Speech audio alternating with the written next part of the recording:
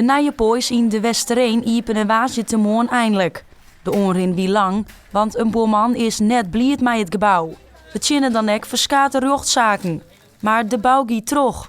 En het eindresultaat is een nieuwe winkel achter het oude gebouw. Heel blij. En uw collega's zijn er ook al hartstikke blij mee. Ik hoop dat de omgeving er blij mee is. Dat de klanten er blij mee binnen. En ja, wij als personeel zijn natuurlijk hartstikke blij met alles wat we hier hebben. En ook de klanten die het om 8 uur voor de winkel stien binnen tevreden. Het is heel mooi, ruime, brede gangpaden, geweldig. Het maakt nou even blikken van had ik gezellig dat echt weer rondkomen, want ja, de horen paai dat weer al die lieds. Maar ja, dat heeft was zijn eigen charme natuurlijk.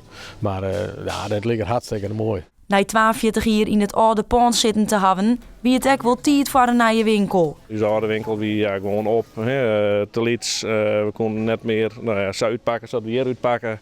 De ruimte rond wat je en ja, we creëren hebben we wereld een ruimtestation. Het is gewoon een hele ruime winkel geworden. De indeling is hetzelfde belang. In te mengen deels heb ik wel zien, dus dat valt wel wat aan. Ach, als dat wakker erheen bent, ben je in principe het al investeerd. Het is eigenlijk even een beetje logisch nadenken. Ja, dus, en het is leuk even te struinen en dan komt weer iets in dat denkt van hé, dat kijk ik wel broek. Deze simmer zien het er nog een keer een zaak van de boorman hoe de nijbouw bij de Raad van State. In afwachting daarvan had de pois dus toch het waard niepen.